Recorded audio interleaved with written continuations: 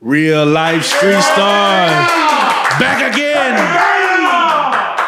Big homie CC, what it is, brother? What's the word, brother? Good to see you again. Man, say, brother, man. It seemed like no time. Man, right away. Shout out Reallyfe. They don't play no games, man. Immediately, I need you to rank the women around the world. Who got the finest women around the world? You just went to DGs.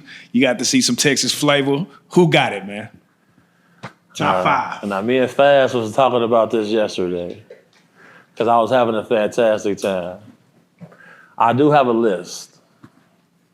Number one is Portland, Oregon. Portland, Oregon? Man, that's a sleeper. Yes, bro. Yes. Okay. Number two is Dallas, Texas. Top five. Yeah. Number three is going to be Cleveland, Ohio. Damn, we got some sleepers in here. Number four is Nairobi, Kenya.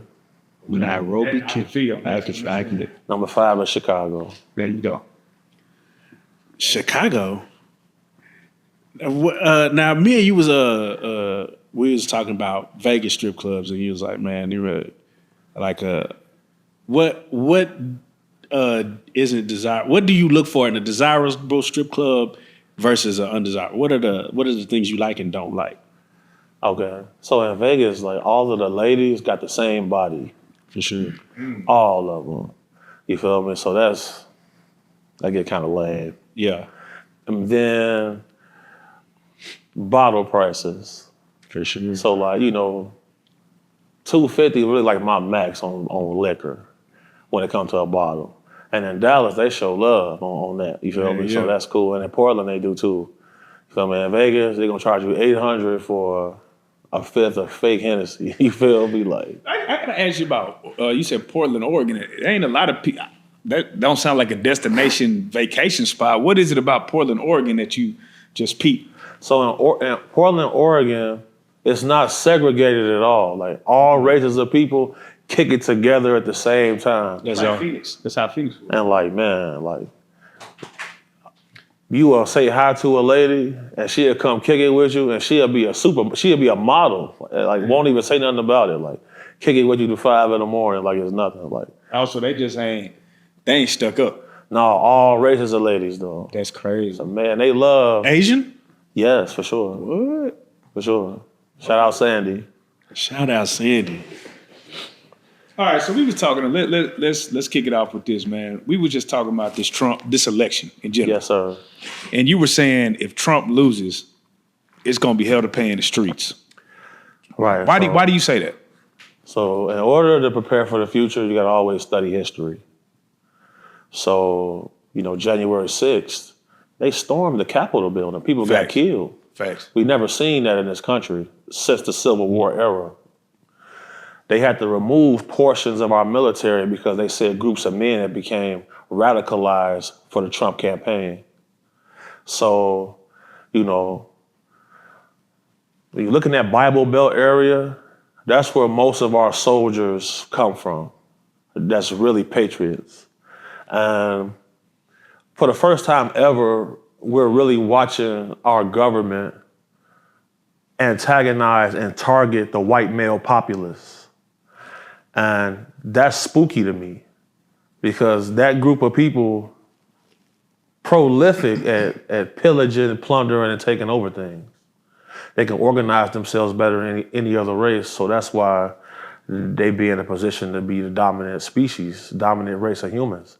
So, when you see those type of things taking place, that was an event that took place in Colorado. A right-wing militia group took over a government building and held the building for an extended period of time. Military had to go in and kill some of them and get that building back. People don't know about this, but you can Google this. So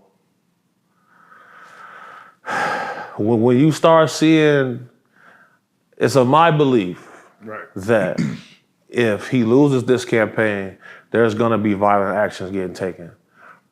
13,000 convicted murderers crossed the border illegally this year. And they're under undetained status. Over 600 people on the terrorist watch list crossed the border illegally. They're under undetained status. the Democrats flew in 300,000 Haitians to this country, and they're sending all of the immigrants to swing states.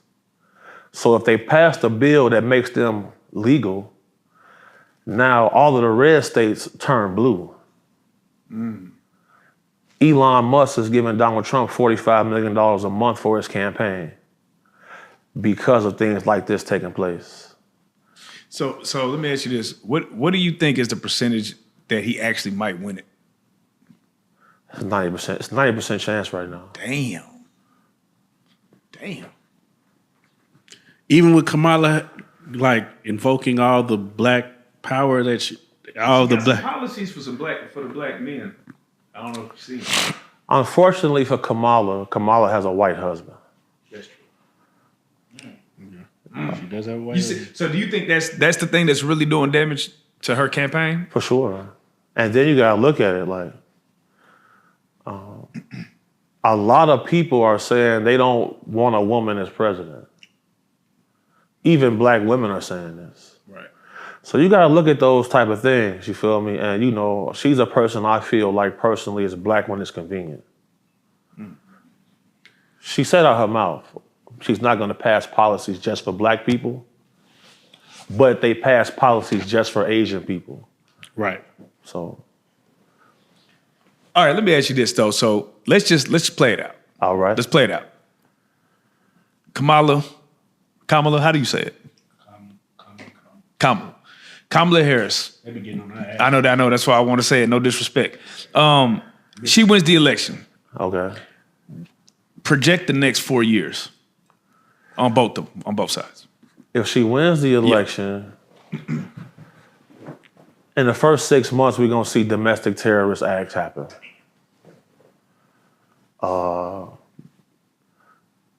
Over 40,000 war-age males, Chinese nationals, have also crossed the border. So when you see ships crashing in the bridges, when you see Verizon Wireless going down, when you see government websites getting hacked, those are the Chinese hackers. That's what they're doing. So like, eventually we will see people exploding in the grocery store because those are tactics that terrorists use, and it's documented on government sites that they're here operating. So let's do the reverse. Trump wins. Right. Is it just business as usual? So if Trump wins, his first goal is gonna be to make sure he can stay in power as long as possible, and he can have more power as a president. Right. So He wants to become a king, or something. Yeah. he wants to be a dictator. He's jealous of Vladimir Putin and his power, for sure. So if he becomes president, we're gonna see an influx of business opportunities, loans going out, banks are gonna open up. We're gonna see different things, and we're also gonna see the people of European descent being a lot more cocky, for sure. Do you think Trump, right? Why are black men so drawn towards him, right? That's the thing especially the street niggas, right? It just seems like you got a black woman up there. I mean, Right. say what you will, but she's Right. still a black woman. Right. It doesn't feel like when Obama ran, right? When Obama ran, it was like, oh, and he's half white. Right. But we still seen it like, hey, that's a brother. We finna get our first black president. Now we might get the first black woman president and not know. It doesn't seem like the black people are rooting this on. It seems like they're going the complete opposite. It's just throwing me off. Okay, so here's the thing with Kamala. Let me ask you a question. Yeah. Do you think it's suspicious that Kamala and Obama have the same skin tone? You think it's a coincidence? No, I think it's a ploy to ease it in, right? They ain't just finna put no super dark skinned nigga in the president. It's not gonna happen. All right, so I'm asking another question. Yep. What DA imprisoned the most black men in California history. Yeah, I think it was Kamala, right? Right. Yeah. Kamala also passed a bill for transgendered people, even in prison and children, to get sex change surgery. Right. But what I'm saying is, okay, I hear what you're saying, right? But what I'm saying is most street niggas don't know that. But what president was listed in the most rap songs? There you go. So Donald that's just Trump. what it is. And then you Niggas gotta, just fall for the banana in the tailpipe. No, it's not even really that, you feel me? Because you gotta really think about it. A lot of black men have conservative views on things. Donald Trump has conservative views on things. Does he? For sure. Give me something, because we're talking about the man that stole government secrets, right? Or the government Allegedly. No, he got convicted, I think, right? He also got immunity. Oh yeah. He also free Kodak. The man let Kodak Black out of jail, That's man. what did it for niggas. I He ain't let gonna lie. Lil Wayne out of jail. That's what man. really did it for niggas. And then you gotta think about it, bro. You know, he carried himself like a dope boy, like a gangster. Yeah, so So why is that attractive to? Come on, bro. but here's the thing, and you know, besides I believe the Gina 6, was it the Gina 6? Jenna 6. Yeah. Oh, Central Park 5. The Central Park 5. Trump has had a notorious record for fucking with niggas. Like, yeah, for sure. But he'll be with a black woman on the red carpet. But, He'd be with the rappers. But do we also dismiss some of the wild shit he says and does towards black people also? Like I what? mean, like, so I liken it to this. Right. I fuck with you niggas, but not all of you niggas. Bro, and that's most white people you meet, right? Yes. I fuck with some of you niggas, but not all of y'all. White people like black people. They don't like niggas. Yeah. Yeah. But niggas don't like niggas. So I've met Donald Trump. right. Okay. I've kicked it with him. So how is he in person? Just like us right here. So that's just what it is. Yeah, bro. He'll kick it and chill with you. Talk shit with you. Yeah. Have a drink with you. Talk his shit. Us as black men, we all go through it. Just like most of us dabbled in being rappers. Right. That's just shit talking. That's just literally talking shit on the track. He does it well. Now, what is the difference between? Do you feel like the difference between the American white man and like the Russian white man? The Russians can be cavemen at times, man. Like, they can be barbarians. You Right. feel me? Like, it's really hard to reason with Russians. As soon as they start saying "da," I'll be the saying "da" means yes in Russian. You feel me? They very aggressive species. You feel me? Like, if you look up videos, people over there trying to be transgender, they pull out a rainbow flag. 10 Russian dudes chasing them down, beating them, taking the flag from them. Yeah, nah, that's crazy. And then we see about all of the things like all the money that's being moved into the Ukraine.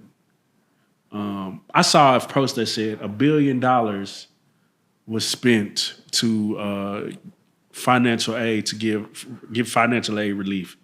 It's over 60,000 people now receive, and I was like, 60,000 people have had their financial aid relief with $1 billion spent. That's the thing. The Democrats have an active operation to squeeze the middle class. Right.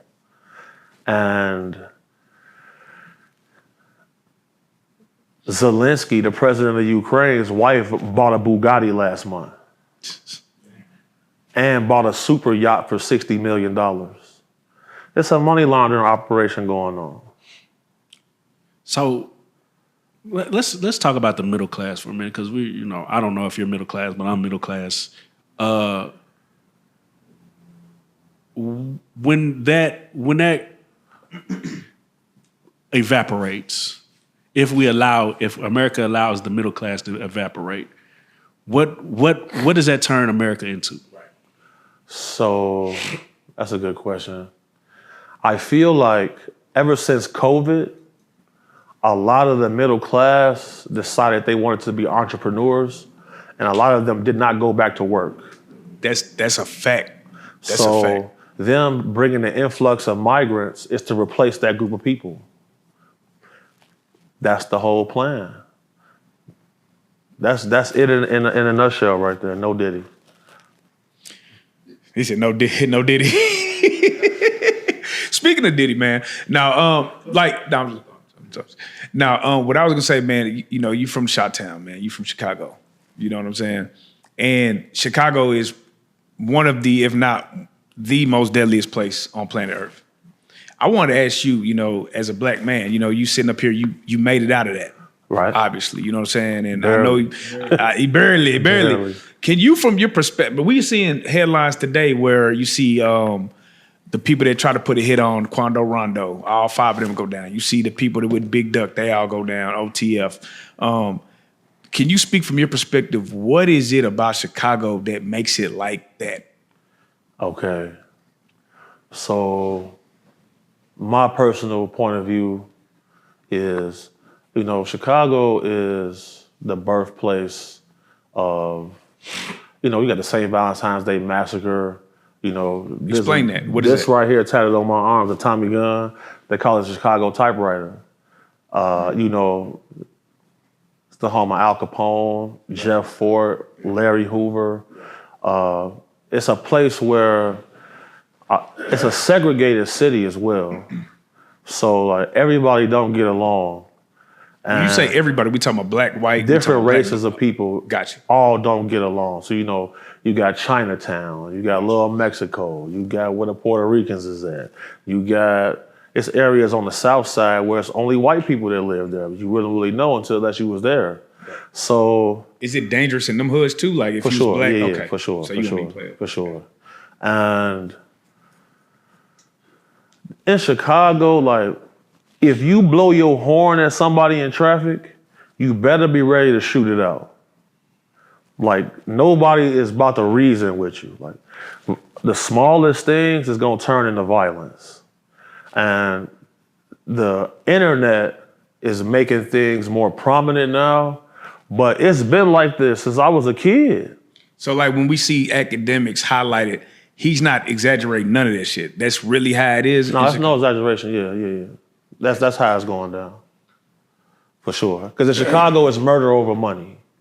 Why though? How do you know how it got like that? What's the history of how it got like that? I'm just curious.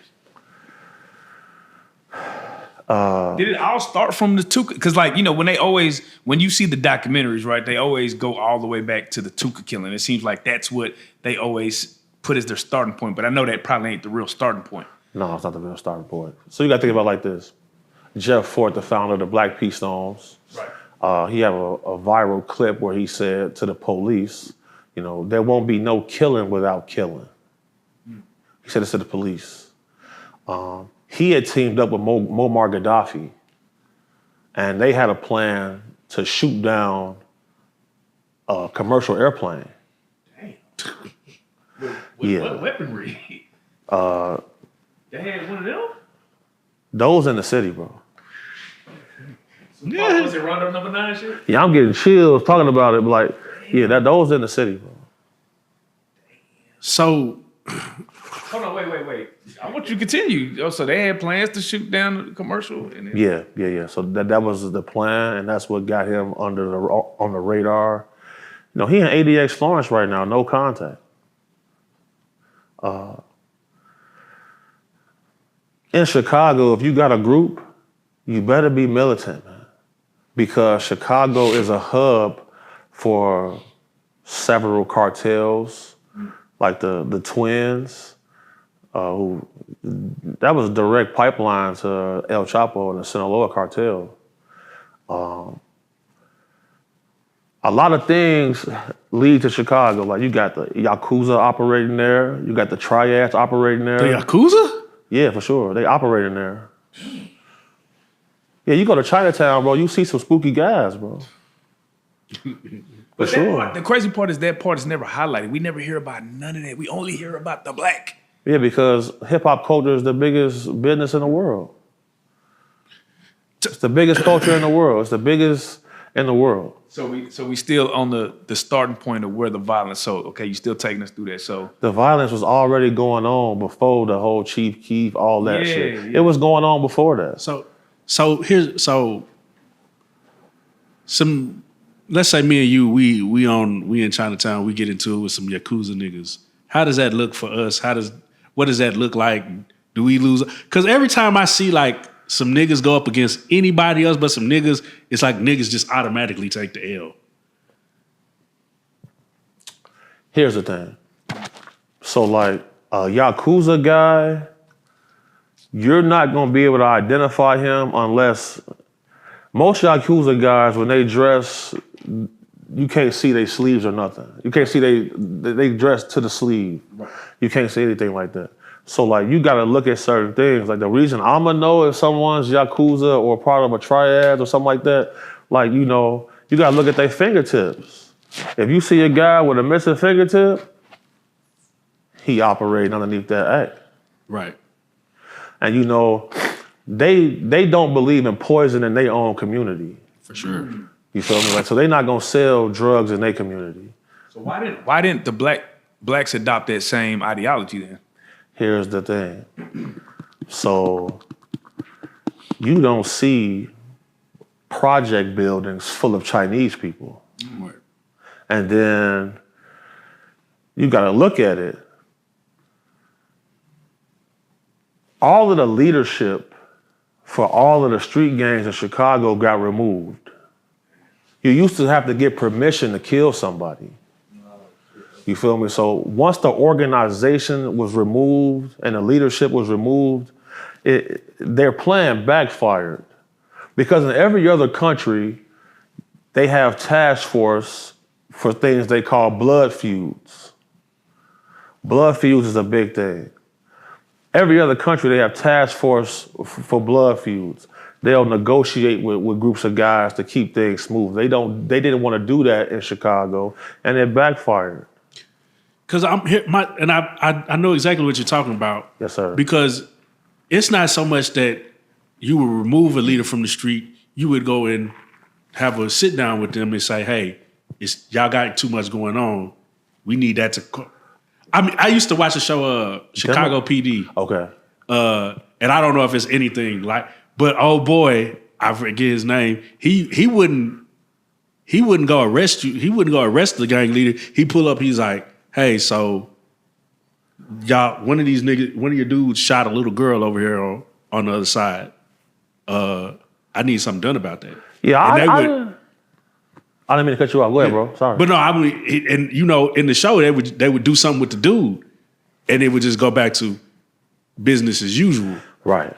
But it just seems like in Chicago, nobody's in charge. At least on the black end, it's like you remove these figures, and now you just got a bunch of niggas with guns. Blue state. It's a blue state. Yeah. Democrats cut the police balls off. They don't let them police like that no more. You used to be able to trade with them. Right. You want your buddy to get out? We need 10 guns. We want these type of guns. Don't bring us no bullshit guns. You can't do that no more. It's crazy. So let me ask you this. So, like I feel like a lot of the black people got their shit from the gangster movies, the Italian way and all that, right? How much does Chicago operate on that type of time? Or is it just they were under the Larry who are the leaders now that they were operating under? The leaders now? Yeah, that they operating under. Or is there any? I can't say that on her. I feel you. But there are some people that they got you. So it ain't just no structure. There is some structure. There is some structure. But we gotta be careful with this. Okay. Yeah. There is some structure. Hold on. Yeah. So, drill music. Yes, sir. Did that ruin Chicago? Did that ruin Chicago as a whole? As a whole, the hip hop music scene, did drill music ruin hip hop? Period. It influenced the rest of the world, for sure. Drill music is probably one of the worst things to take place in music. Yeah. That's why it's banned in Jamaica, it's banned in Haiti, it's banned in Nigeria, it's banned in Kenya, it's banned in certain places. But the crazy part is, right, that's just like you said, that's just Chicago everyday normal life that people gravitated to. So now you see documentary after documentary. You got Trap Lord Ross making documentary on Chicago. When you see these documentaries, how much of that stuff is accurate? What's the percentage that you would say, oh, they spot on or they way off? I'll say about 20% of it be accurate. Oh shit! What would be the part that be just off? Like, do They they be said over exaggerating how many people Von murdered and not like you know? They talked about him like they talked about him, bro, like he was Doug Messiah. John Wayne Gacy, like yeah, they talked about him like he was John Wick in the streets, bro. like you know, like if he getting arrested, like the crime rate finna go down type. That's how they talk about him. You feel? They said KI had 60 bodies. They said Lil Shorty's had 60 kills, bro. Like These is how? military, right? Oh, so okay. So let's go through that. Let's go through it. Let's debunk some of these. Come on, let's do it. Let's do it. KI. Yeah. What was KI like? She was a member, bro. Yeah. She was a member. Once Taekwon got killed, she turned up. She started getting active. You feel me? But like all that having 60 kills, bro. Like who's the people that's dead? You feel me? Like a lot of things definitely got exaggerated, Right. but certain guys was really catching hats though. Gotcha. You feel me? So like, Right. it'd be a lot of exaggerations going on. You feel me? But you know, it's new media, man. You feel me? People not sitting around watching cable and commercials and stuff like that. You feel me? They on the YouTube, bro. You feel me? So when you see them glorify it, and now you see the demographic underneath it try to emulate or outdo that. What does your mind say? Like, do you be wanting to say, bro, this is not what y'all think it is? Or like, what is your mindset when you see that? That's a fantastic question. So, you know, I feel like I did my part to mentor a lot of young people. Because I remember when you would ask kids what they wanted to be, I want to be a police officer, I want to be a doctor. No, they all want to be rappers, streamers, gangsters, you feel me? And the thing is, like, in Chicago, if people know you violent, bro, you feel me? You know, your name get mentioned with reverence. You feel me? If they know you a killer, bro, you gonna get special treatment for sure. And people see that. Like to make a name for yourself, especially out south. Out west, they believe in getting money. They get money out there. You feel me? So like it's a lot more control on the west side. But out south, that's where the whole Chief Keef era started at. You feel me? So out there, it's murder over money, bro. How was Chief Keef able to circumvent all of that shit? He really just literally like, yeah, I'm from Chicago, but nigga, He was super young when he got on to it. yeah, like bro, he just seemed like a nigga who 16. and got a whole bunch of money and just not involved in that shit. Yeah, he got away. He got away. Cause you know, in Chicago, like your own people, your worst enemy. You feel me? Like you could be the most coldest, realest, most gangster nigga ever. You go on the internet, it's gonna be 10 niggas come on there and say, man, he a bitch. How you gonna say he a bitch? He done smoked 5 of y'all last summer. That's just Chicago, bro. Everybody carry themselves like they the god, bro. You feel me? Like Now hold on. I watched the interview with some young dudes, and they were talking about how they were crushing up Xanax and snorting it. Is that a thing in Chicago? Is that bro, there's no leadership no more, bro. Like all the big guys either put up out the way, or they booked, they locked up. You feel me? So like, I remember, bro, when wasn't no shorties finna even speak to no older niggas. So now, a dude to be 17 say, yeah, I'm the big homie, I'm the chief. Like, how? It don't work like that. Right. The internet. Once the internet, bro, Chicago been wild, bro. Me growing up, I just seen several gang wars, bro. You feel me? I just seen several murders, bro. I just seen guys get hit with carjacks, pushed in the trunk. You feel me? Like my uncles used to tie people up. My auntie going out there trying to take them chicken and shit like that. You know, it was crazy. I used to work with this young lady, that grew up in Chicago. She was like, yeah, I've been kidnapped. She was like, I was 16 years old, walking down the street. Some niggas just grabbed me and threw me in the trunk. That's how I made my first $100,000, getting somebody back like that. What? What? How? Go into detail. We need this. Well, This is it right here. This is clip this up with that. All right. Yeah, so like, I always tell people, bro, like, Chicago is very advanced when it comes to violence. So if you're gonna be able to operate out there, if you're in the field, you're gonna have to be just as violent as them. You feel me? I always operated with a certain moral compass because, my granny, my mom, my Aunt Nina, like they instilled certain things in me. You feel me? My Uncle Jay, certain people. And, I learned fast. Like, okay, now, if you're going to be out here, you better be able to match these boys' energy. Right. You feel me? So, like, once I started the bodyguard stuff after football and word of mouth spread, you feel me? So, like, kidnapping big out there. Why? Why not? I'm saying it just seems that's wild to say, like, kidnapping is big. I just never heard of it. So let's say this. Let's say there's a guy over here, you watching this trap house, do 50,000 a day, 50,000 every couple of days. All right, let's go take his mama and make him pay us. Oh, so that ransom shit is real. That's big out there. Damn. So you said you made your first 100,000 doing what? Getting somebody back from a so explain how that happened. If you can. I mean, I don't know if we want to get into it for real. So this is what I'll say. Yeah. There was a lady who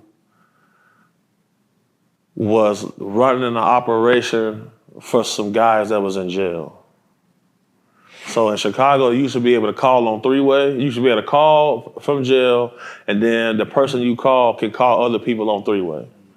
They stopped you from being able to do that. But in that era, guys was making a lot of money behind the wall.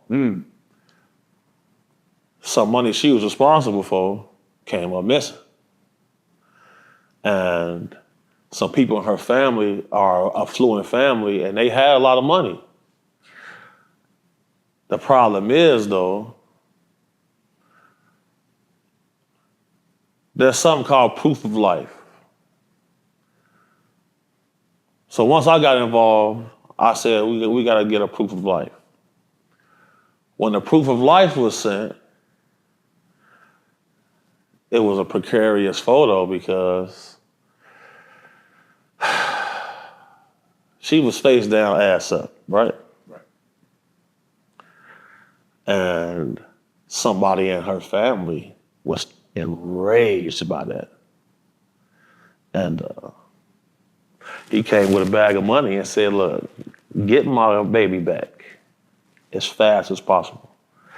So for us, we seeing that money like, what? He gave us 50 up front? We get another 50 after that? Oh, this shit GTA in real life, bro. Yeah, what the fuck? How old was you when this happened, bro? I was 21. Bro, I'm saying y'all childhood is just way different, bro. Oh yeah, for sure, bro. Like by 14, I had a car. You feel me? Like we got choppers in the bag. By 14, it was already lit. You feel me? It was already going down.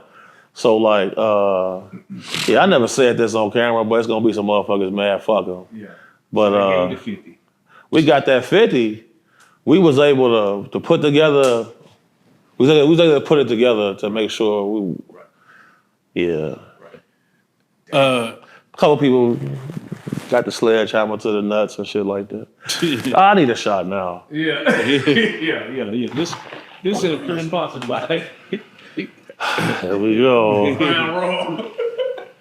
Damn. I'm gonna get the tequila.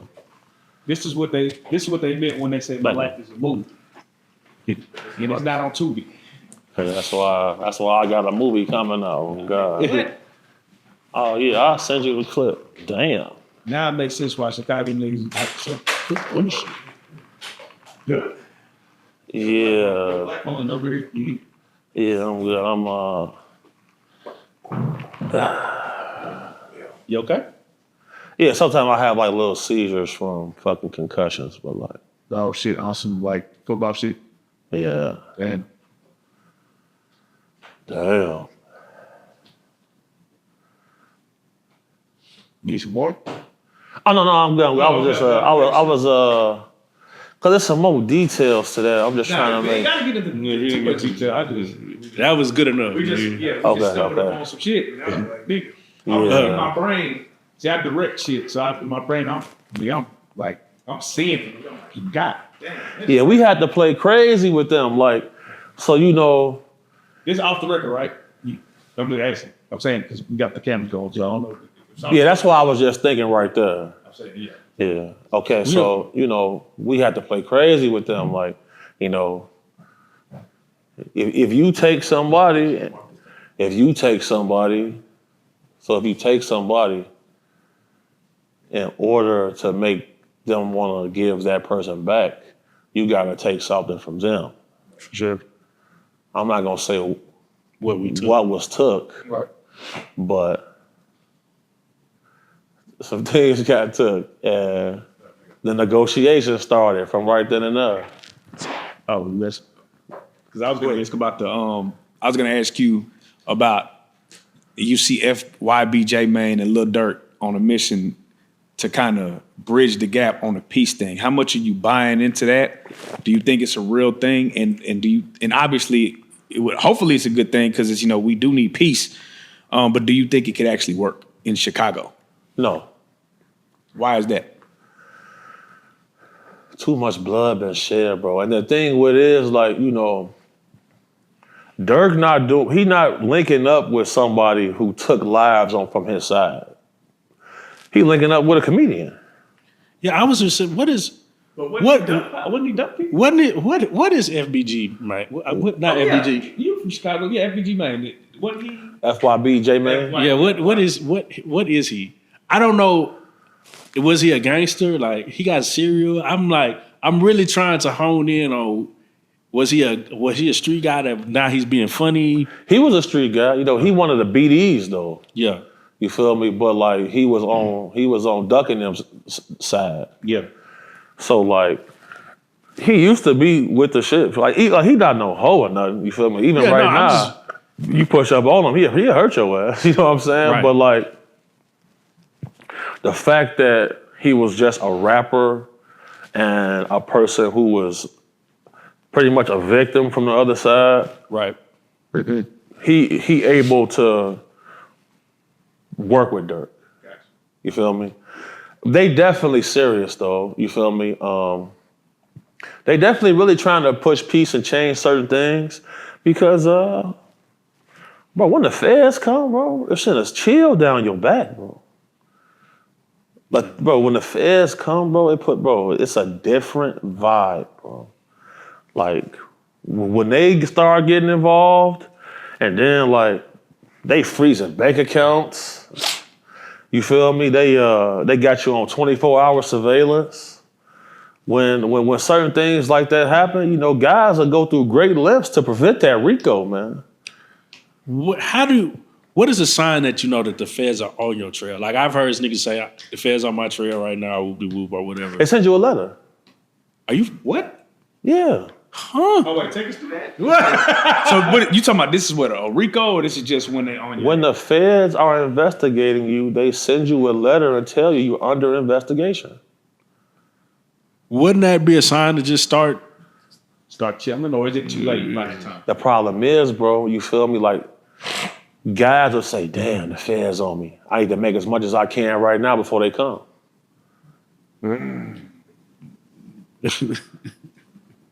See, that's what I'm saying, bro. Like, it's a lot of people on the internet who wasn't outside, because I would have seen them. Give me the top 5 people who was outside. You crazy. See, the last interview, Jeff, he wasn't here. Yeah, he wasn't here for that. He crazy. Folks grave. Oh, insane. You just snapped. So Damn. Shout out Real Life Jeff. So He ain't playing no games in here. Wait, you ain't gonna answer? You know what? Or just the top 5 people you respect. I'd rather go back to the first question. Okay. Okay, let me hit the vape on this. So your question was the top 5 people that was outside. That was for real outside. Not the academics, not none of that. Somebody that was really in it, living it. You know what I'm saying?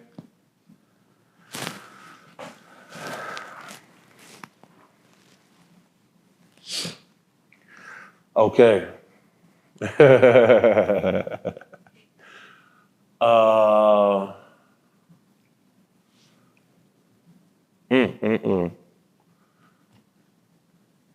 Big Duga. He's not a rapper, huh? That's my right hand man. Yeah. He just did Cam Capone too. Okay. Big Duga, Turn Up God, G Lemma. You putting some real history right here. Hold on now.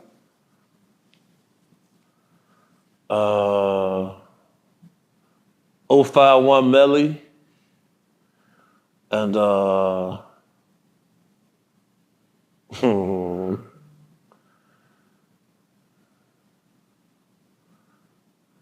I'm gonna leave it right there.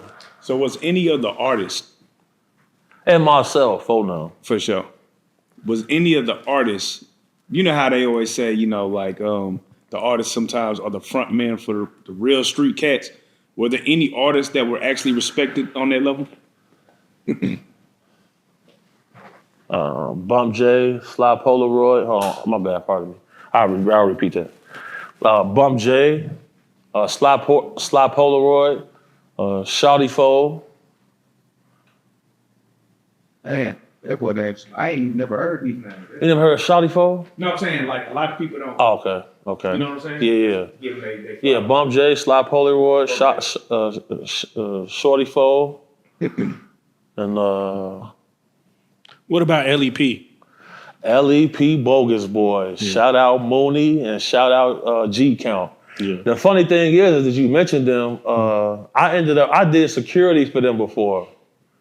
They actually hired me before. Yeah, that's crazy. They see me doing some guys bad in the club and like they hired me on the spot. Shout out G Count. Shout out Mooney for sure. G Count a real gangster, bro. Now I heard the song when they used to why you get down on Dirk Blood? Why you get down on Dirk Blood? He said, "You tapped in with the Blackstones. You definitely had to come see me." Tell me exactly who you talking about. I green light on their ass too. So I gotta just a nigga question. I gotta ask you. So if you get your chain took or you get robbed, does that make you a hoe?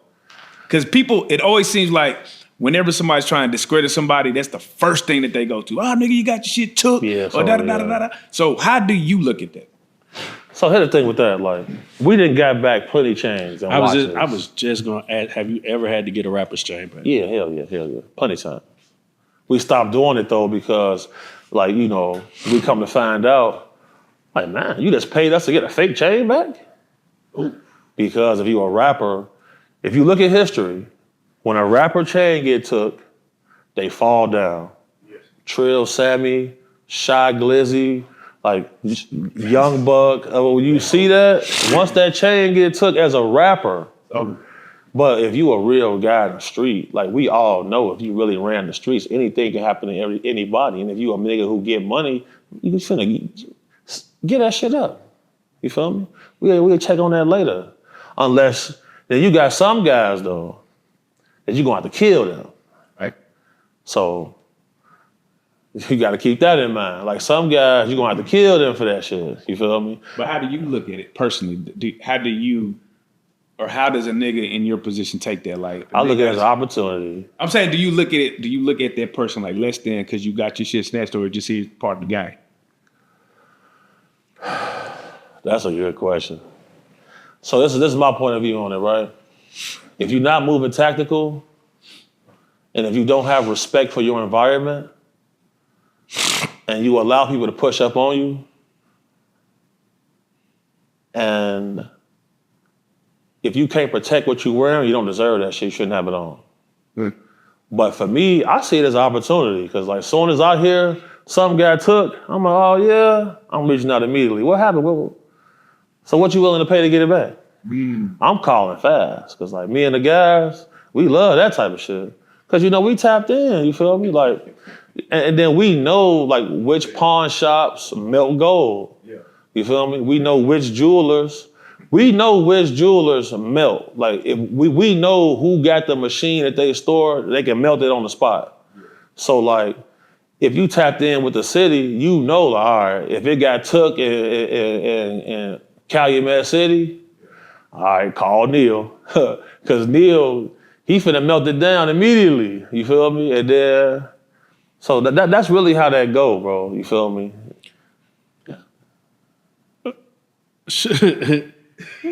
I always wondered, like, if a nigga rob your chain, right, and put it on the internet that he got your chain, shouldn't I just call the police on you? Okay. They only gonna call police if they got that shit insured. Oh. If it's insured, they have to call the police in order to cash in on that insurance. Gotcha. So that you ain't looked at like no hoe for doing it. No. Well, do what? If you call the police. Yeah, you look at the hoe. You supposed to have the money to get it back, buy it again. And that be the thing. Like it's like the whole like street code. Right. That shit really don't really exist. Yeah. Only a small group of people operating by that. Right. So like, I'm not finna judge you if you call the law to get your jewelry back. Cause for me, I know if you're most rappers, not gangster. They not doing nothing criminal. But they're portraying it. Bro, that's how it's entertainment. Like when I was growing up, the real killers would put the money behind the guy who rapped cause he not doing nothing. But not the facade, but the thing about Chicago that took off is it looked like the niggas rapping was doing it. We got to keep it real. That was the thing that made people go, oh shit. You know what? It's like it be niggas that it's like y'all pop. We know more about niggas that can't even really rap for real. Like niggas are just invested in Chicago politics for whatever reason. You know what I'm saying? They got a whole Reddit. They got Reddit pages and blogs dedicated just to look at Chicago. Because of that shit. 50 Cent has a song called Hustler's Ambition. Yes. One of the lines in that song is, America love this gangster shit, they love me. Yeah. That's the thing, bro. And like the problem is like being out here, for example. Like out here, the men that I've met are a lot more modest. Right. But I can look at certain guys' eyes and tell if he a gangster, if he a killer and stuff like that. You feel me? Like out here, like this the most jewelry and chains I ever saw. You feel me? Because you can tell when you in a community of people who they put money over the violence. You see what I'm saying? Where I come from, bro, you not popping like yesterday, Rook, Joker, Faz had on a different chain yesterday. We got to the club. I'm like, man, let me make sure I got an escape plan because my boy, the dancers ain't want to leave. You feel me? He like, man, I'm married. You feel me? I can't even be. I'm like, man, I saluted him for that. You feel me? So I had sent them a text message. When I get to any place, you feel me? I'm gonna shake every security person's hand, and you got to respect the house. And then I'm gonna walk around. I'm gonna find. You got to be tactical, situational awareness, you feel me? Mm-hmm. So I sent him and I sent Joker a picture of the exit we was going to take in case something happened, you feel me? And Faz was all, he know his surroundings. So like when it was time for us to go, the same door I sent him a photo of, we left out the back door. Yeah, we don't. You see what I'm saying? So like, you don't really see that a lot. Right. You know what I'm saying? So like I was like, okay, you know what? I want to do more stuff with these guys. You feel me? Because they moving like men. Right. You feel me? But you can tell like when certain guys will get wild with you or not. Right. So like, the only thing we did that I would not never usually do is sit in the parking lot and talk to somebody. Right. I'd never. Right. Yeah, I don't think you would have did that if I wasn't right there. No, I would. that nigga would have started talking, I'd be like, all right, bro, and we'd have gotten my Yeah, bro. Like everywhere I go, bro, somebody recognize me. Yeah. The little barbecue dude. He's like, man, I seen you before, man. I see your turkey legs, man. Man, you gotta come. I got his number and everything. You feel? I'm pulling up on him tomorrow, get a turkey leg. You feel me? I appreciate you for that though. Yeah, nah. Cause I like to chill and talk to people, bro. You feel me? Like people be saying like, man, you too humble and all this. I'm like, I'm a lion. Man, you know, I want to, speaking of like ladies, strip clubs and ladies, man, you didn't have some pretty famous You the body. situations. The bodyguard's always hitting all the television. Right. I'm gonna send you a photo right now. Now keep it real. What's the lowest number of girl you done hit? All right. This is something I get. Okay. So last week, the top Google search was Big Homie CC wife. Right? Really? That was the top. Wow. I'll send you a screenshot. That was the top Google search. You put a second.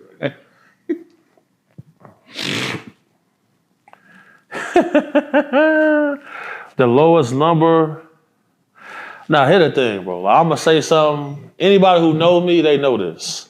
You know, bro, like, Big homie blocks wife. You blocked your wife? but I don't even have a wife. I never was even married. Okay. Okay. Yeah, The lowest number, I'm gonna say 8. That's pretty goddamn good. Had a thing though, but I only had sex with 7 girls in my life. You know what I mean? I only been, and this one for your ass right there. that's why I'm alive. Oh, so it's a Chicago mindset thing then. When they Is it get because you. is it because of the setup girls? Is it like I'm trying to? You said that's why you're alive. That's a profound statement. Like, Yeah. what does that mean?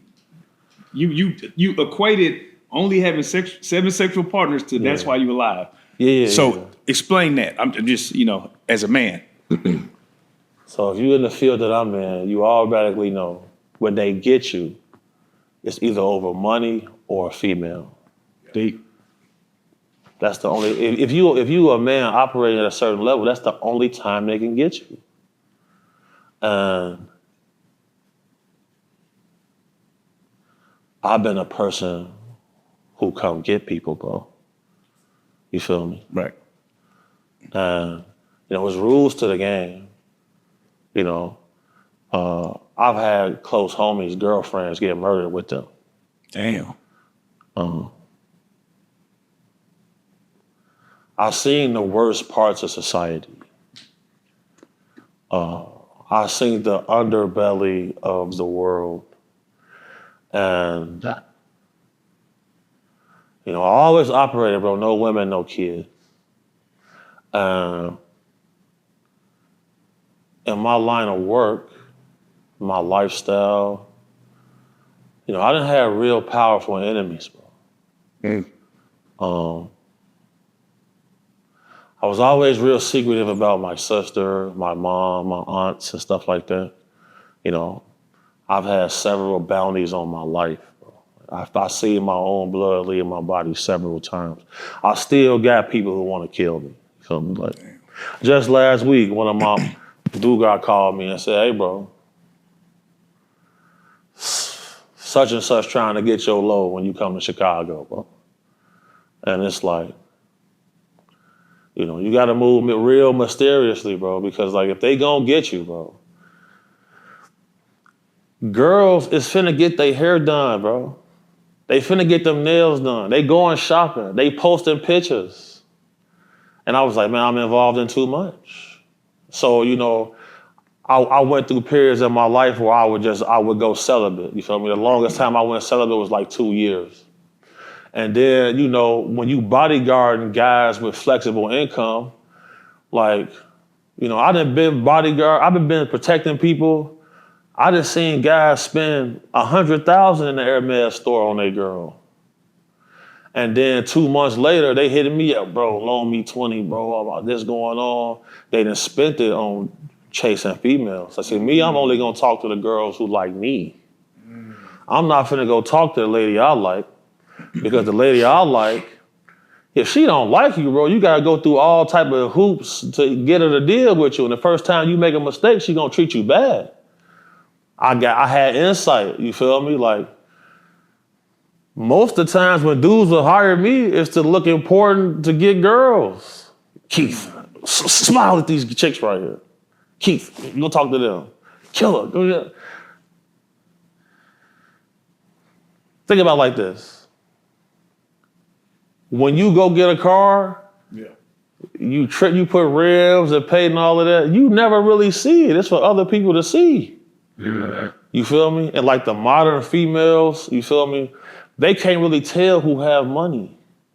Oh yeah. They can't tell who really got money. And then if you look at history, all of the celebrities and stars that they got trained to like, it's all homosexual men. So the moment they come across a man who's truly masculine, they want to run away, play crazy with you. They don't want to listen or nothing because they like gay dudes. Now look, nothing wrong with being gay. As long as you're not trying to trick and force it on other people. So like, you know, bro, when it come to that, I'm real slippery, bro. Like, all right, man. Once you know, bro, like, bro, females, bro, they will line you up, bro. What's the grimiest thing you've seen a woman do? Came to the spot, window shopping, to make sure I was there so motherfuckers could pull up and try to smoke me. That video I showed you, did I send it to you? Yeah. Bro, she come through the door, oh yeah, this big homie here, I'm trying to get this. She's like, yeah, I'm kind of short on my money. Can you give me this for a certain price? I'm like, shorty, no. How is you short? You work as a nurse. How is you short? And it's Friday.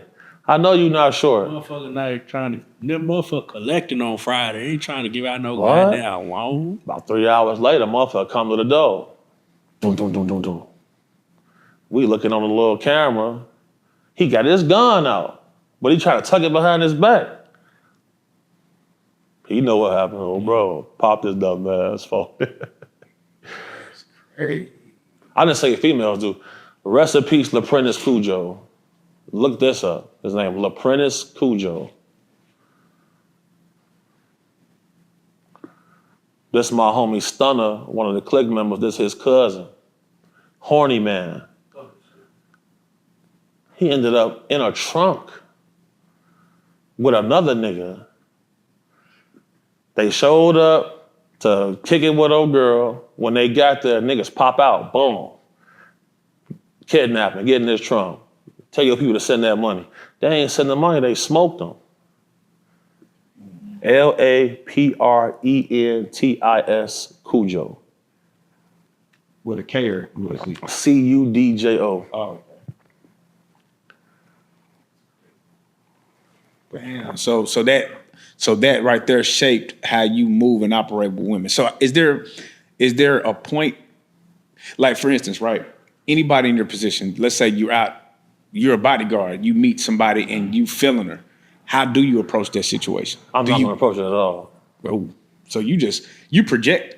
So you're projecting that something bad is gonna happen right out the gate? Yeah. The life I live, you gotta plan for the worst, expect the worst, and hope for the best, and hope that your situational awareness and the steps you took to keep things safe work. But like when you let's just say like when you in a city like you in Dallas, right? And it's all love, right? It's you're not in your same environment. You go out and you genuinely meet a woman that seems to feel you. You know what I'm saying? Do you let the guard down then, or you still got your guard up? Period. I'm not even gonna do that. Yeah. Like, when it comes to that, I'm only gonna kick it with dancers. Mm-hmm. Like, you know, I got an extensive network, you know what I'm saying? So a friend of mine who live out here, I've been knowing her over 10 years, you feel me? Solid woman. She recently just moved here from Mississippi. So, like, I've been kicking it with her when I'm out here, but like, I'm not finna parlay if I just met you. I'm not gonna parlay with you. Only with dancers though, because like, if I go to a new city, if I wanna find out about that city, you gotta go to the strip club. That's so you find out who's doing what, who making what, who creating this, who the promoters is, who's selling cars, who doing what. You feel me? Because I'm giving game right now, bro. I know. You feel me? So that's a tactic. You feel me? And then first thing I always do is I go to a couple pawn shops. You feel me? You go to the pawn shop and you see what's in the pawn shop. So like, I prefer to if I'm booked somewhere, I prefer to get to that city a day early so I can do my investigation and see what's going on. You feel me? Because you gonna know how an area is doing based off what's in the pawn shop or what's not in the pawn shop. It's crazy. That's some boy. What? What is the protocol if you somewhere and you see somebody that you beefing with in a different city? I'm gonna immediately go up to him and talk to him. I'm like, look, bro, what we gonna do about this? We gonna fight, shoot, or be cool? Yeah, I'm not even gonna play no around with that at all. Yeah. I'm gonna immediately approach him on some humble activity. You know, I'm gonna extend the olive branch first. Right. You feel me? You know, I'm not never trying to get on no gangster shit with you. You feel me? If I feel myself making that turn, I'm gonna start gang banging with everybody, I'm gonna leave. Right. Because now you the dickhead, you the asshole now. Right. You feel me? And then, bro, I'm 6'6", bro, 400 pounds, bro, you feel me? Like, and then when you a big dude, bro, like, you feel me? The guy that's scared of you ain't gonna act like he's scared of you. Right. You feel me? And then, you feel me? And the guys that got a problem with you, like, they not finna walk up and say, let's fight. They finna try to snake you. Mm-hmm. So, you know, bro, that's why I just move as humbly as possible because I know myself, bro. I'm gonna take it. I'm not scared of hell or jail.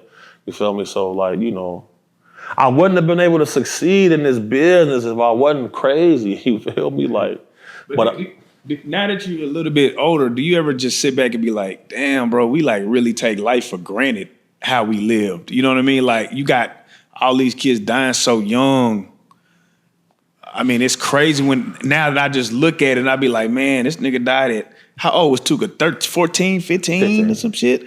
And I'm like, bro, that's my homie Dugas cousin. That's his blood little cousin. I've been to Tuka Day. You know what I'm saying? And it's like, and they made songs about this. And it's like, I get it. Everybody was young at the time. So you young and dumb and you doing what you're doing. But when you sit back, you be like, damn, bro, we really just ain't valuing life for real. Right, right. Yeah. So, well, okay. So I'll say this, right?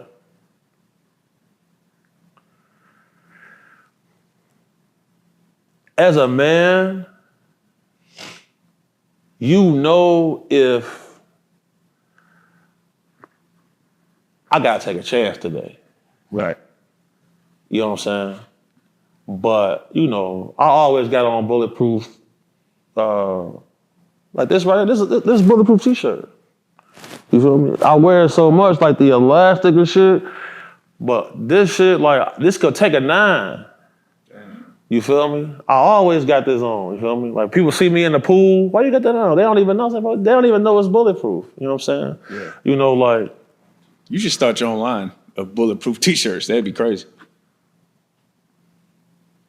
Good idea. Come on, nah. Fuck with us, Will. We'll put your face on it. Real life. You know, I'm armed at all times. Yeah. You feel me? So I got to ask you about just a couple. I'm just ask you about a couple scenarios. Okay. Just on some bodyguard shit. Break it down. I like Jeff. Yeah.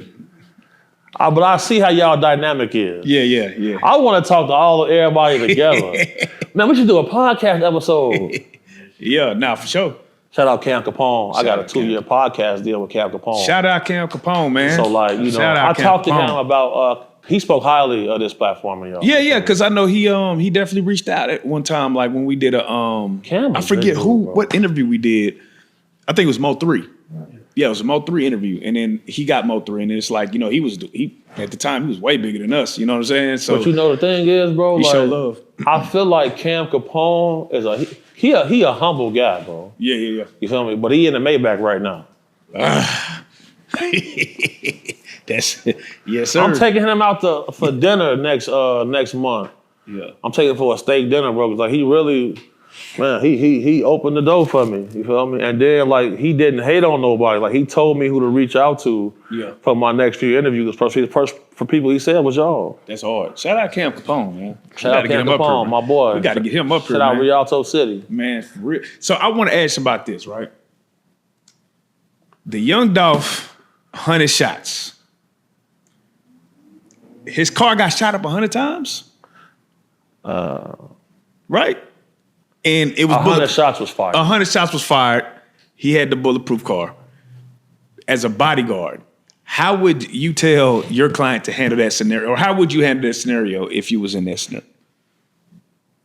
Somebody is shooting at a car at your client 100 times. I'm gonna say something I probably shouldn't say, but I'm gonna say it. Yeah. This is why you need real security. The homies want to get in the shootout. Real security is not gonna even let you get in the position to get shot at. So you're saying there was some missteps before that even happened? Severe missteps. Ooh, let's talk about them. What were the missteps? Run them down. The first misstep was even going to that CAA shit. And then the second misstep was not having a decoy convoy. That was the second misstep. The third misstep was not paying people to get his enemies murdered.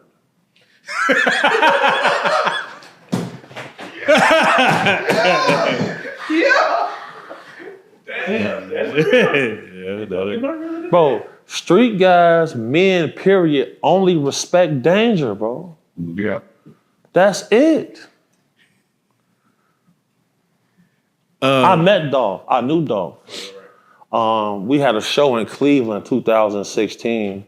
We booked him for a show. I rap. I opened up for him. He came by himself.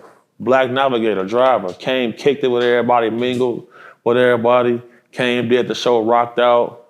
I chopped it up with him. You feel me? He just told me, "Stay safe, big bro." And left. You feel me? We did an event down here. What's Bebe? You did Bebe's Hub. Yeah. The Hub. Key Glock was Right before he got killed. Key Glock was doing an album release. Right. Dolph just popped up. He just walked in there by himself. In the crowd, maybe just He's in the crowd chilling. 100,000 of them. Long live my boy Dolph, man. Sorry, another Hold on. I got one. Hold on, I want to touch on one more thing. Oh, never missed it. When this incident happened, Right. a vehicle pulled in front of their truck, blocked them. Then those guys hopped out, shot the vehicle up. When they found the vehicle that was shot up, there was towels and tissue with blood on it. If you don't have level 4 or 5 armoring on a vehicle, after a certain amount of shots from AK-47, that type of caliber, that armor is gonna get compromised. So, just ducking in the vehicle, waiting for them to run out of bullets, boy, that ain't gonna work. You feel me? Somebody have to get out and lay cover fire so that other people can get out and return fire.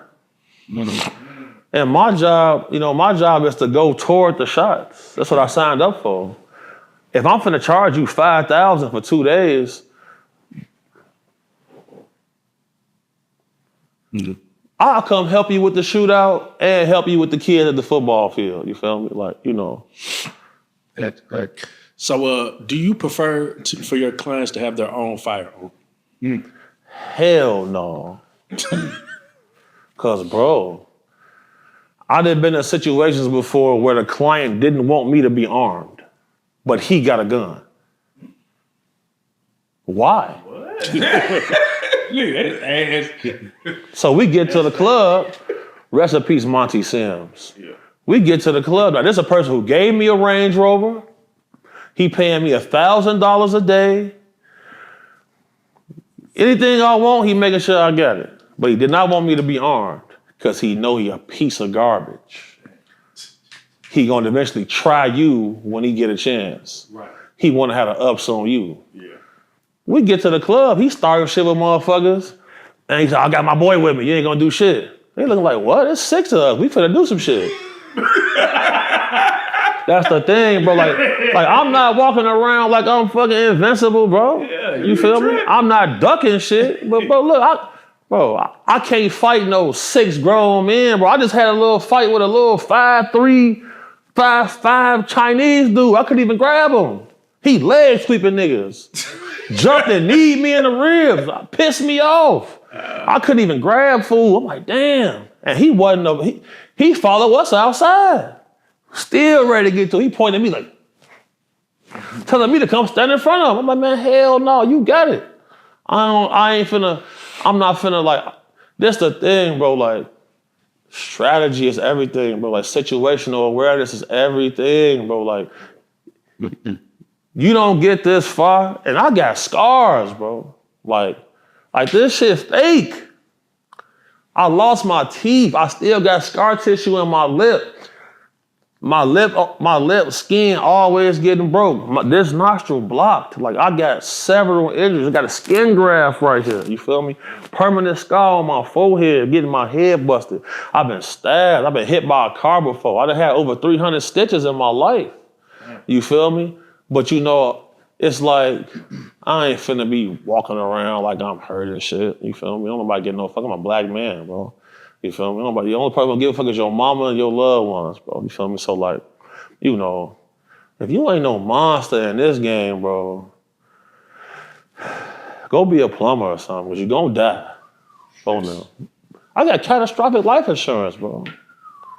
You feel me? You know, like, this ain't no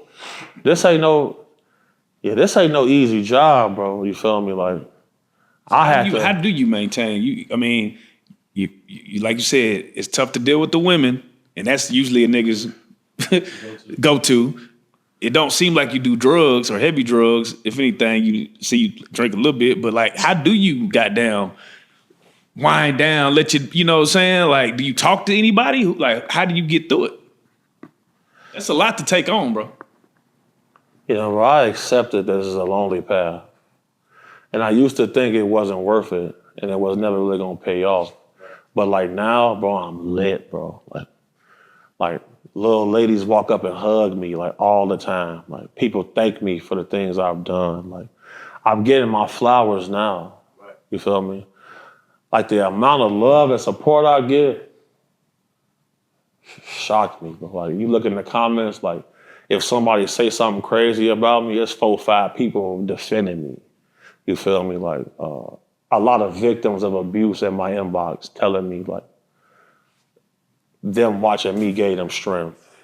You feel me? Like I did an interview with Dr. Leslie Dobson, and white women are coming in my inbox and saying, after watching your interviews, I will never prejudge another black man in my life.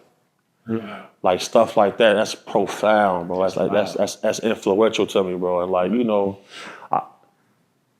like my mom, my homies all said that I sacrificed my love life. You feel me? Right.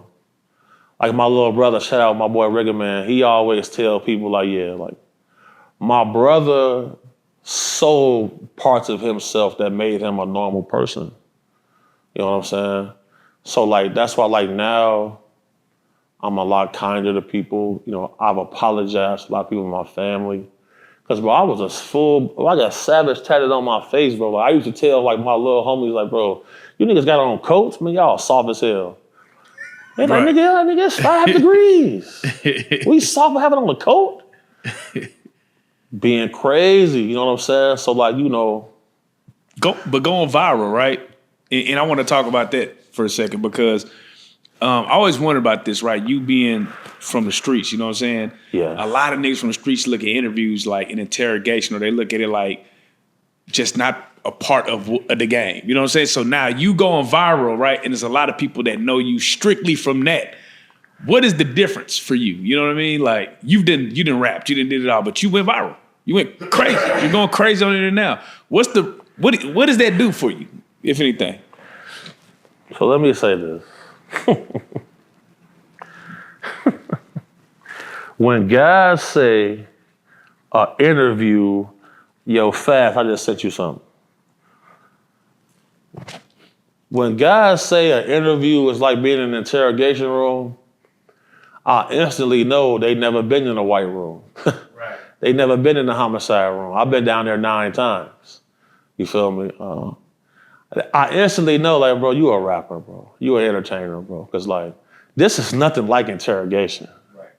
This is nothing like that at all. Right. You feel me? Like, when you really in interrogation and the first detective come in and he say, listen, we already know what's going on. We just want to get your side. And then the other guy come in and beat on the table and start disrespecting you. So that's really like how I go down. That's how it go down. You see that video? Yeah, it won't. It's a still shot. Oh, it ain't loading? Hold on, it's not. Yeah, not for me. What the fuck? Was this my archive or something? No, that's my real shit. You good? Why ain't that? Maybe we gotta.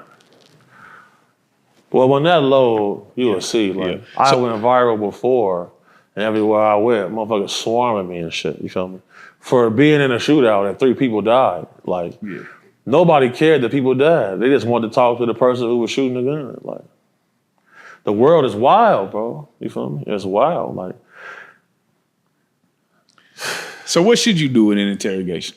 Like, say I because want, like say I want a lawyer. Say I want a lawyer. Don't say it. that's it. So if anything more than that, because you know there's the people, right, that say everything is snitching.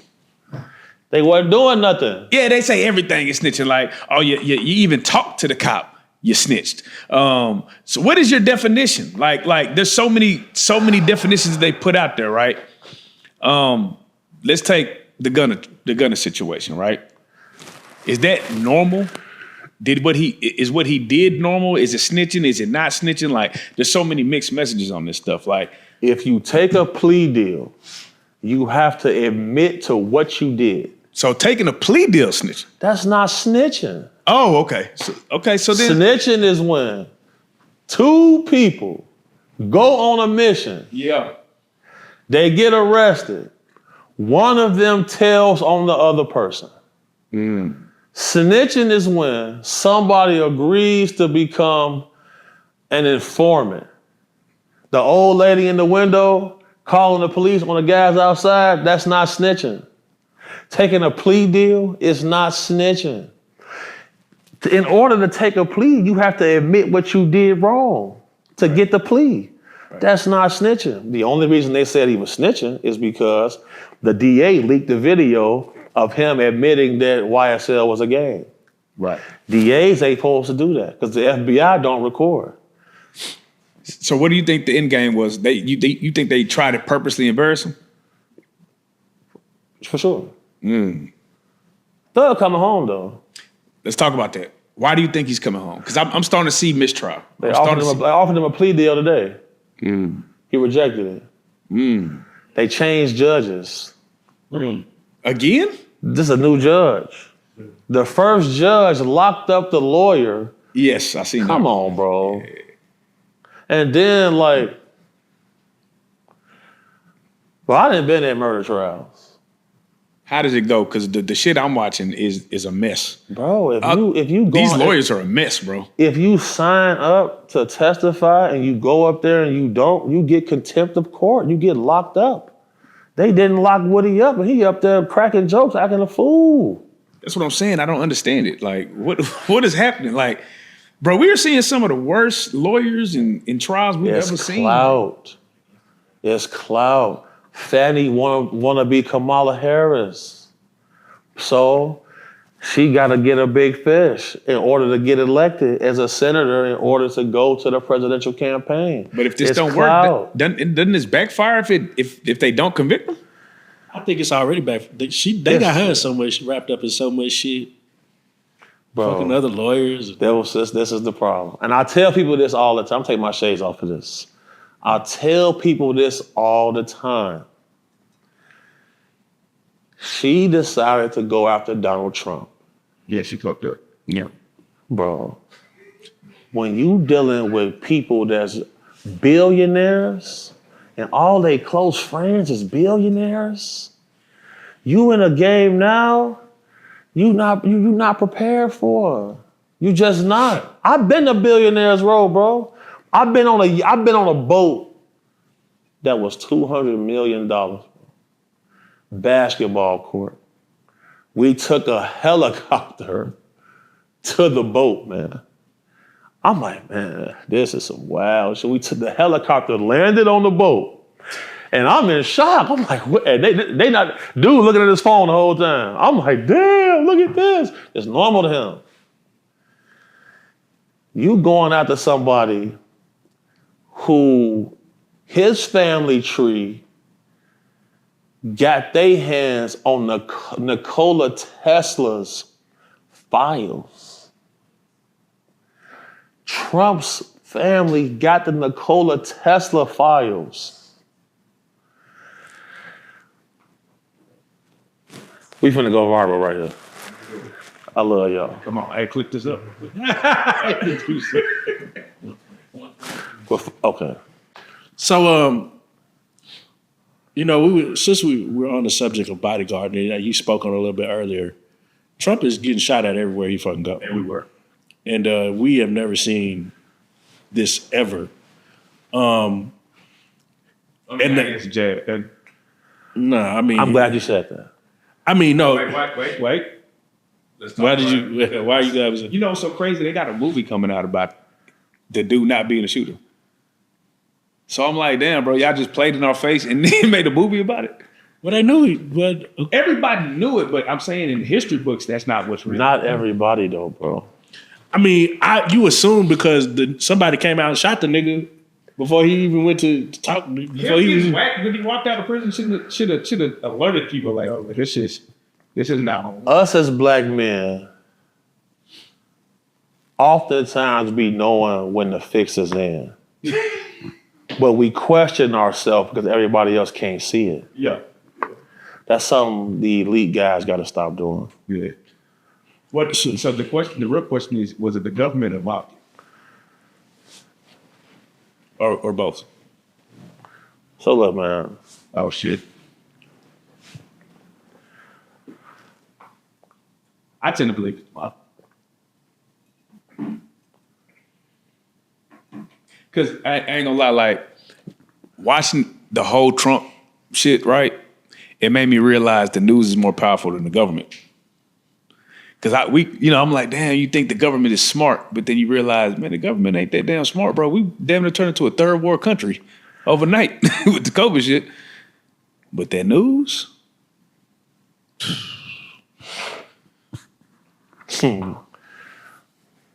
So you want me to get crazy on here and tell you the truth? Let's do it. Conspiracy hat. All right, man. Hat on. Come on, let's do it. Okay. Got my tinfoil hat on. Let's go. The fact that you referenced tinfoil hat, Right. you know who Richard Doty is? Richard Doty is a government agent whose sole job was to provide misinformation to all media outlets. And His job was to make people look crazy and put on tinfoil hats if they believed in certain ideals. That was his sole job. Richard Doty, D-O-T-Y. JFK lost his life because he wanted to declassify UFO files. they whacked him because of that? Donald Trump said, when I go into office, I'm going to release it. and he said he was in fear of his life because he said he was going to release the JFK files and the UFO files. All of this can be fact checked. And they end up doing it though, right? Because America end up admitting to UFOs. Yes. Right. To a program called ALSAP that was ran by Luis Elizondo. I just showed fast some very interesting things about that topic. So Now I'm finna pick your brain a little more. All right. Do we think these UFOs are actually from another planet, or do we think there's something more biblical? They always existed here. Right. Throughout history, human beings drew what they saw. Correct. You have cave paintings from 3,000 years ago that show the same gray, big-eyed being and disc-shaped craft. Same stuff from 2,000 years ago, same technology, same image. On your iPhone, they have an emoji, gray, big eyes. Yeah. So in the Bible, the angels, the seraphims, they're covered in large eyes in the spinning wheel. Yeah. So when we get done with this, I'll show you footage of things that look like the biblical description of angels. Yeah. The truth is stranger than fiction. For sure. You feel me? The truth is, once the government came out and said that they have off-world craft, you can look this up. They said that UFOs do exist. Off-world craft, we have them in our possession. What does that mean? We went from the Model T Ford to Bugattis in less than 100 years. We got fiber optics from these vehicles. A lot of the stuff that we have is from this. And if you watch Joe Rogan's interview with a CIA guy, he said that our technology has held back 100 years based off what they already have in inventory and what's allowed to be released to the public. Have you? Okay, speaking of Joe Rogan, Did you see where they said they now have the technology to where you can dream and communicate through the dream? Yes. What do you think that is? And do you think we're getting closer to playing God completely? Say it again. What do you think that is, right? And do you think we're getting closer to where they're going to just be playing God completely? Well, have you seen the movie Inception? Yeah. Same shit. yeah, but it's crazy that it's. But here's the thing, and this is what they say when you see movies, right? When we watch these movies, you're not seeing things that already, you're not seeing things, ideas Somebody coming in? No, we're Pardon me. no. We're not seeing things that any ideas or anybody's imagination. These are actual events that have taken place and been documented, and people have access to them, and they use them for our entertainment. Okay. Are you familiar with the movie Close Encounters of the Third Kind I think I saw by it. Steven Spielberg? Yeah. In the movie Close Encounters of the Third Kind, a creature is shown, an event is shown. Now, there's a man by the name of Dr. Stephen Greer. Dr. Stephen Greer has debriefed government officials about his experiences with non-human intelligences. When certain people he debriefed saw the movie Close Encounters of the Third Kind, they all looked around and said, somebody knows what's going on here. How can he put this film together and this film matches the same descriptions from reports that came in the 50s? Furthermore, there's a man by the name of Jaime Maussan from Mexico, who is a decorated journalist. And I want y'all to pull this up. Yeah, I'm looking. Pull up the creature from Close Encounters, and then type in tridactyl. I'll text you the spelling fast.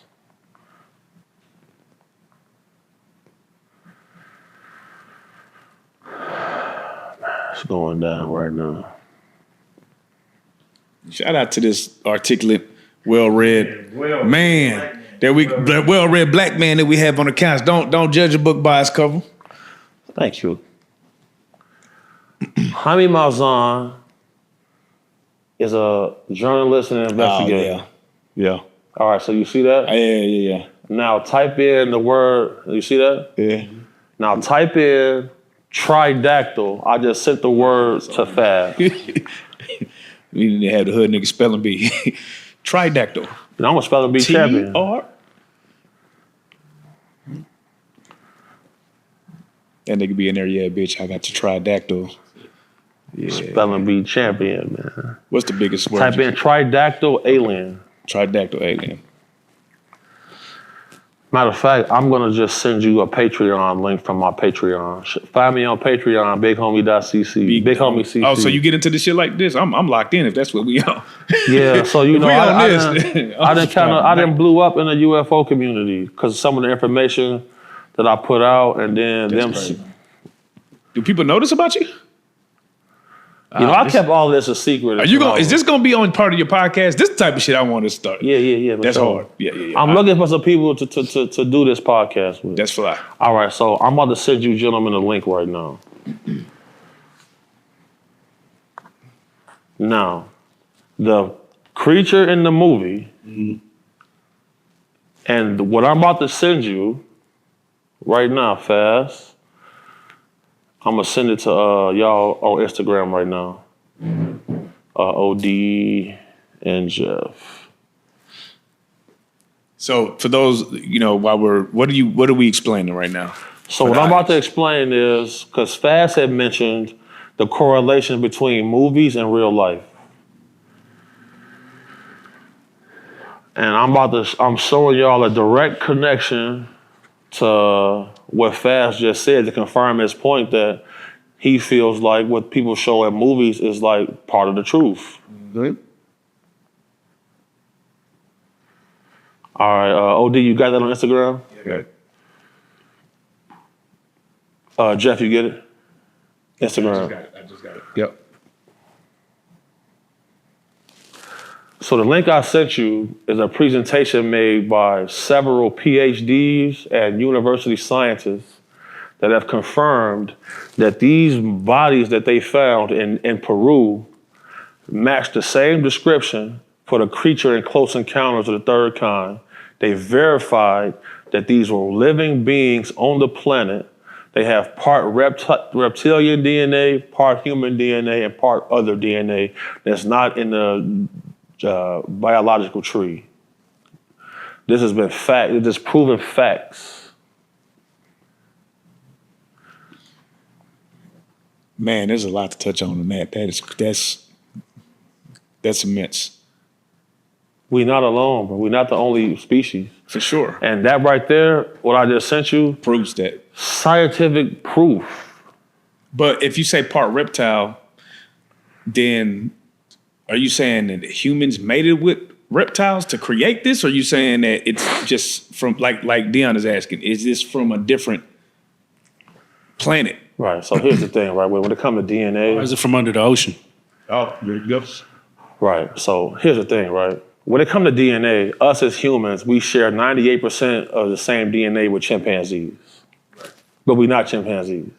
And if we evolved from chimpanzees, there would be no more chimpanzees. Right.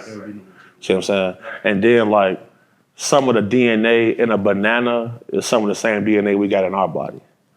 You feel me? So like when it comes to like the human genome and other species genome and the biology of it, you know, you think it's a coincidence that we share so much the same DNA? It's not a coincidence. So like this whole presidential election right now is because Billionaires Row found out that this technology exists, and the Democrats passed off the contracts to work with this technology to their friends in Raytheon and Lockheed Martin and stuff like that. You feel me? Now, the Republicans want to get their hands on it because they're going to monetize this. You see what I'm saying? They're going to monetize this. They're not worried about China and Russia having this type of technology because they're researching it too. But the thing with the Republicans is they're going to bomb your ass. Period. So how close are we to a StarNet? A StarNet? Like AI intelligence. How do you think this shit gonna end? Is a meteor gonna hit it? Is it gonna be the aliens? Right. Is it gonna be the robots? Is it gonna be the zombies? Like a meteor is not gonna do it because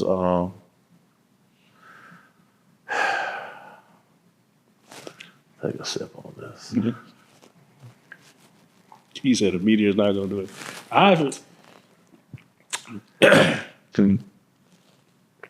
Dr. Gary Nolan Damn, this nigga just said that they have evidence that there are multiple factions of non-human intelligences and they all don't get along with each other. Right? Right. Declassified footage called the Mosul Orb from satellite and drone footage from in war zones. They see these silver spheres on camera. It's been documented that these spheres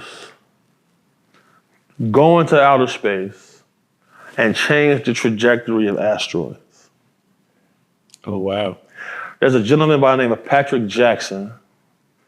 Patrick Jackson has an entire expose and presentation on his study of these silver spheres. And they always say they originate from out of the water. There is a global global defense system powered by some form of AI that is preserving the planet. Point blank, period.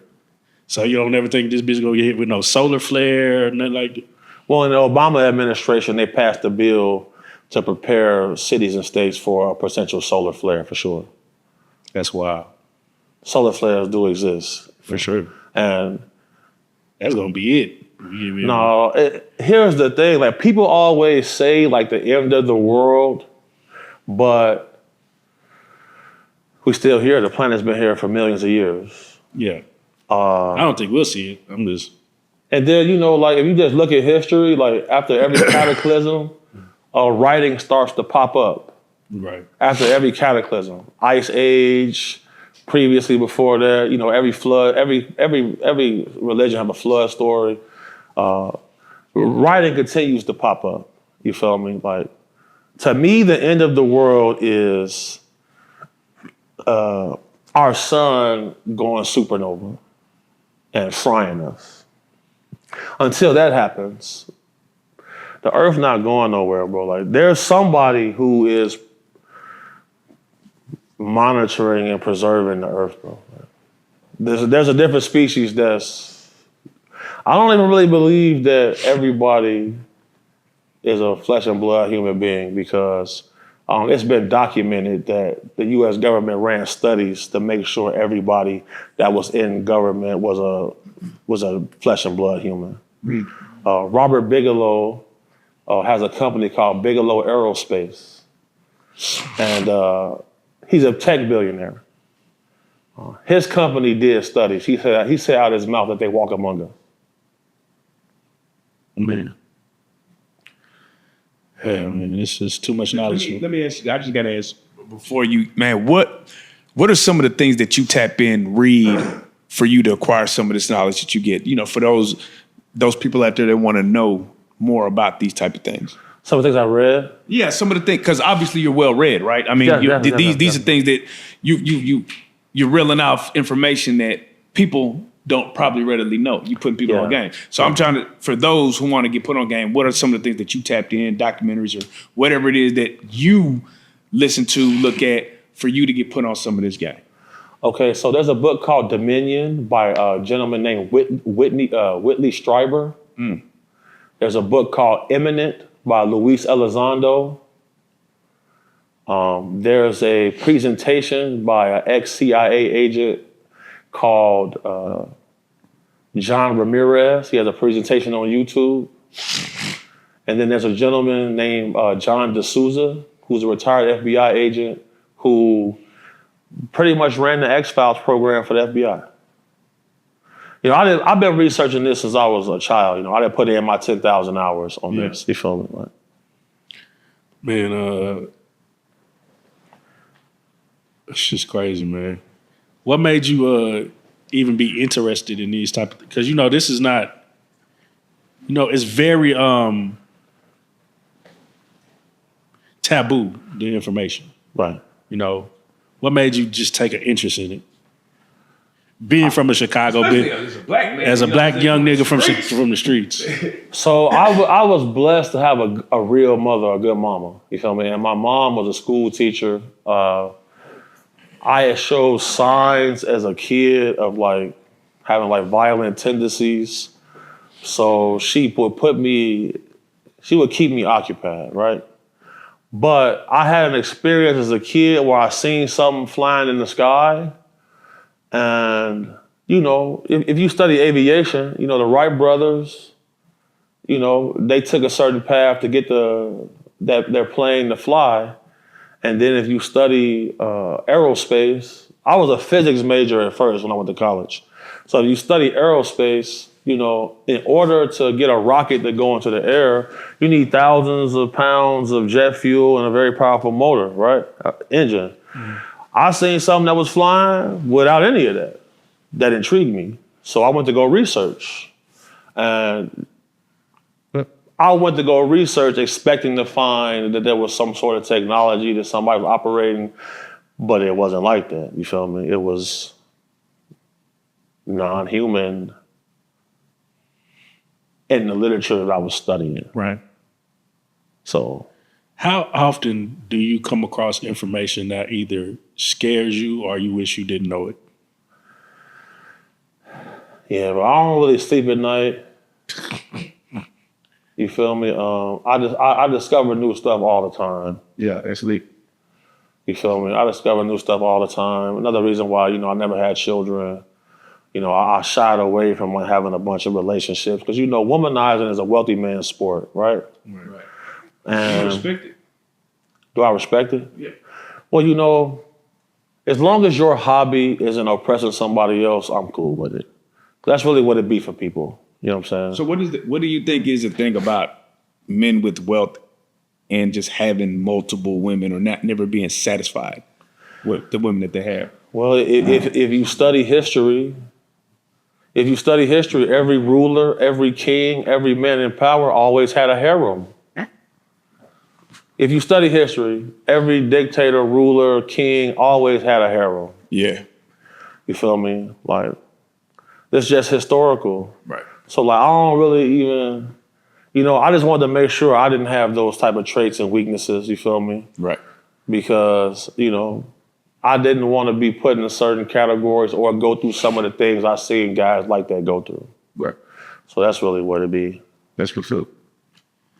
Man, bro, you done gave us more information than we know what to do with today, brother. We're going to have to sit down and dissect this so the next time we talk, we can actually have some, because, you know, I want to get into that flat earth, but... Look.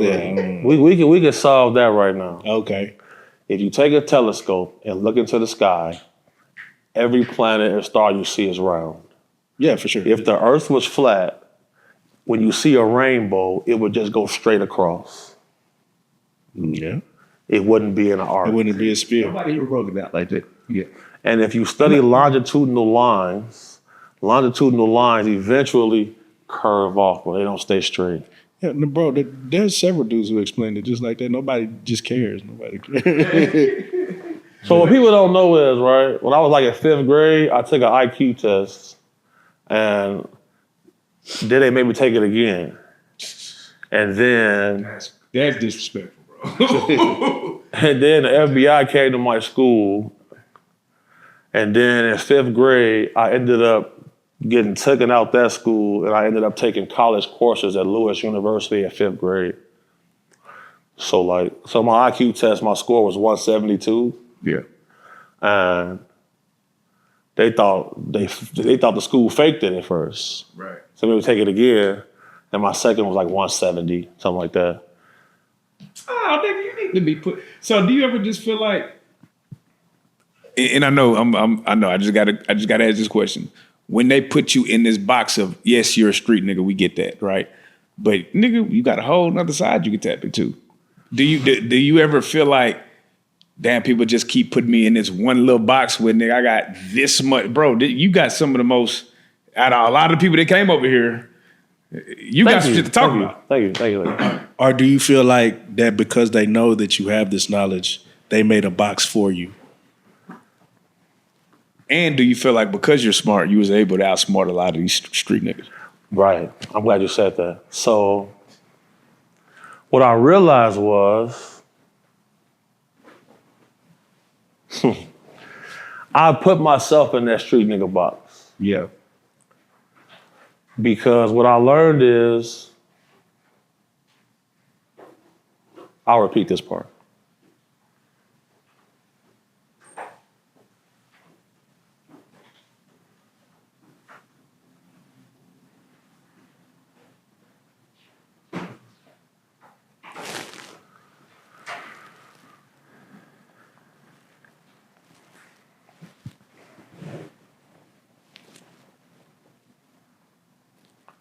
So what I learned is, so basically I put myself in the street nigga box. Because one, I knew my dad didn't like it and I hated him. Right. And then I realized that because I got this color skin, I'm large in stature, people would treat me weird because of that.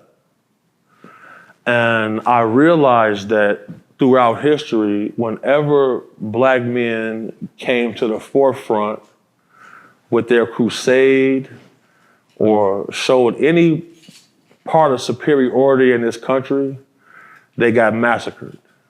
Mm-hmm.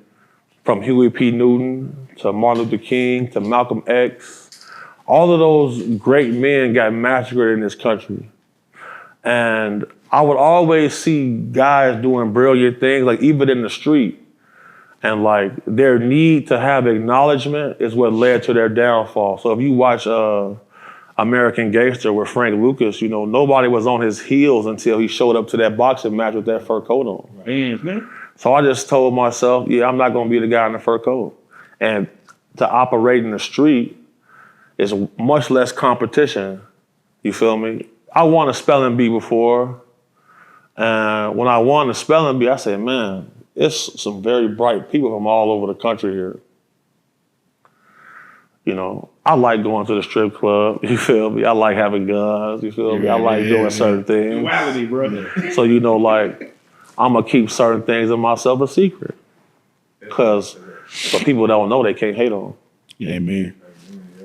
And with that being said, brother, we just want to thank you for coming to sit down with us again. Yeah. We definitely, like I said, we gotta.